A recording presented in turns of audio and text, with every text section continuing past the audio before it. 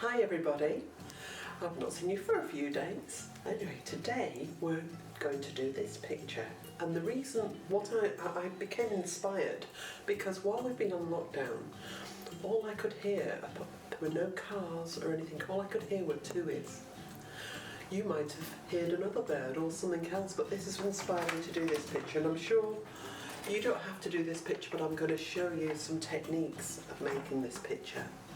Now, as we all know, Mrs. McLean breaks things down into small little groups, and we finish up making a really good picture. Okay children, for this what we're going to need is our food, we're going to need our computer paper, our food colouring, our wax crayon for rubbing, and our wax from a candle, remember, and later on we'll need a magazine and a pencil. So today we're going to start off with doing the background. And your tui doesn't have to look like this. Your tui can look like you see a tui, not how I see a tui. This is how I see a tui. I've done a Pohutucala tree because I see tuis in the Pohutucala tree. I know the flowers aren't out at the moment, but I couldn't resist. So first of all, I've got to do my background, and what I've got to do is get 2 pieces of paper this time because we want it A3 size. This is A4, 2 A4s make an A3. So I've taped my 2 A4s together to make a piece of A3. Turning it over. Don't worry about the seam because that will mostly be covered by what we're going to do today. Now I might just do a bit of texture under this, only a bit, for the sky. You don't have to. So what have we got?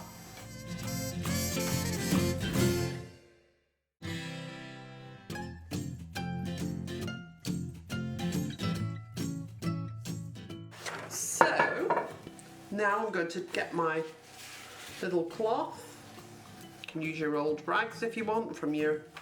And I'm going to just go over that. And I just wanted a bit of texture just to make it look more interesting. But basically that's going to be my background. Next, leave that to dry. And we're going to start thinking about our Pohutucala flower. Now I'm sure you've all got one of these in your house. I used a shell for that, and I got my wax candle again and I rubbed my shell. Did that several times, and then get our red dye, our cloth, fresh one, and here we've got our Pohutucala flower. Can you see? And when that's dry we will cut it out. Now to do the leaves, I actually picked a leaf from the garden. And let's get our piece of paper. Now this is harder because the leaves haven't got many ridges in. You might be able to find some leaves with really good ridges in. And I press them really hard with my wax from my candle. And here I have my green dye with another cloth, another white. And can you see my leaves? The leaves, and when they're dry you'll see them clearer, and then we will cut those out. So, okay, now for my yellow, for my golden bit, as you can see there, I just thought I'd put a few dots in the yellow as it's going to be little circles. So I'm just doing the old, my favourite bottle, and do that all over, and here we go. We get our yellow dye, and here we go. Now I've not watered the colours down much today. I only watered the blue down because we wanted a pale blue sky. But there we go, we'll dry that, and later on we'll be cutting some circles out of it. Okay, so here we go. We'll have a completely blue background, and then we will be cutting out our shapes like that. I'll show you how to do that in a minute.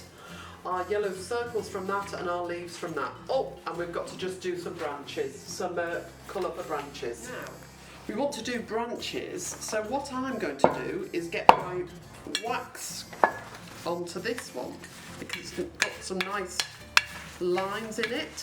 This is going to be our branches.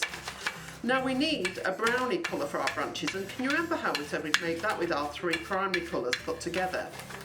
So our primary colours are yellow, Where are we? Yellow, blue and red. Oh dear.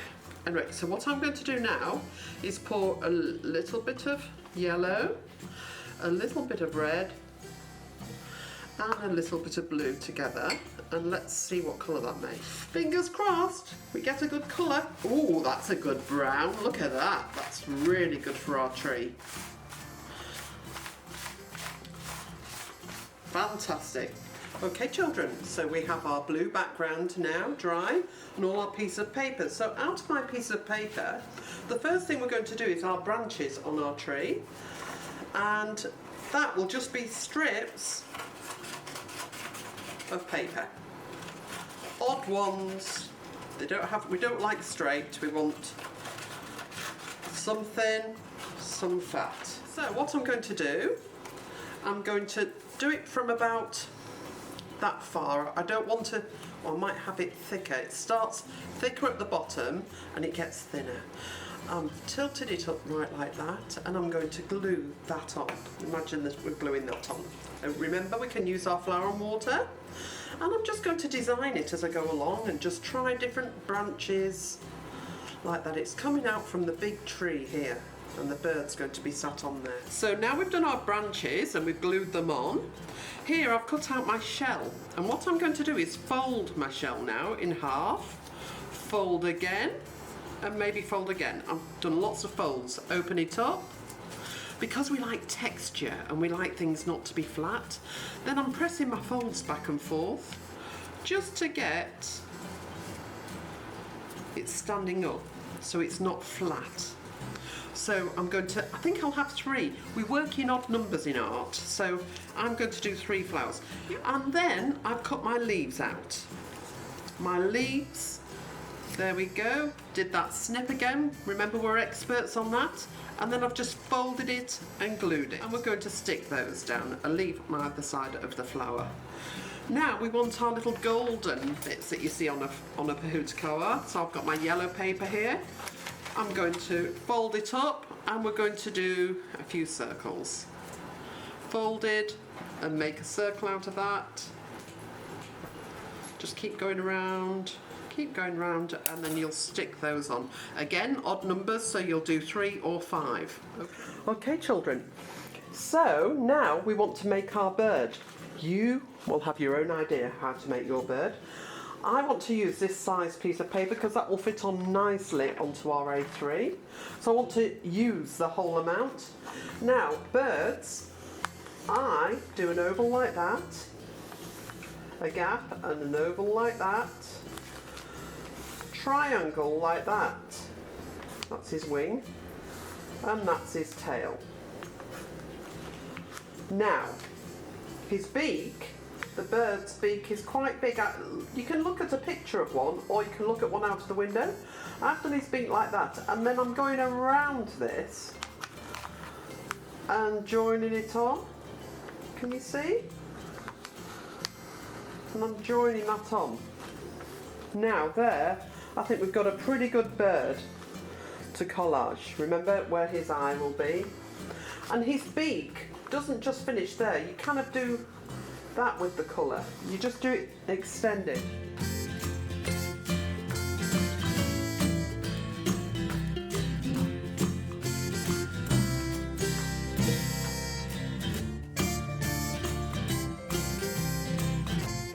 I've looked at the colours of tuis. I don't know about you.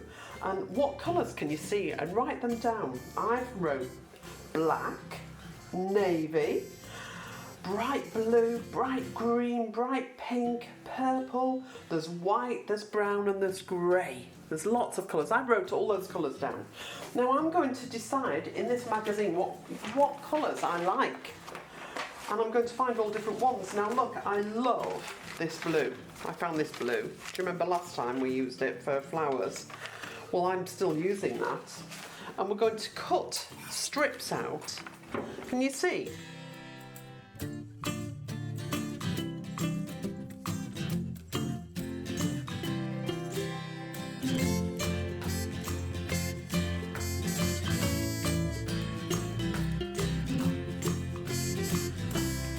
The fluffy white collar, I've gone there and I've ripped it off, and I'm going to have it fluffy, sticking up. I've cut, can you see little slits like that?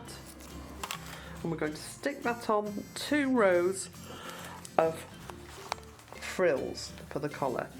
We're going to stick a white thing there. We're going to here, we're going to do the eye.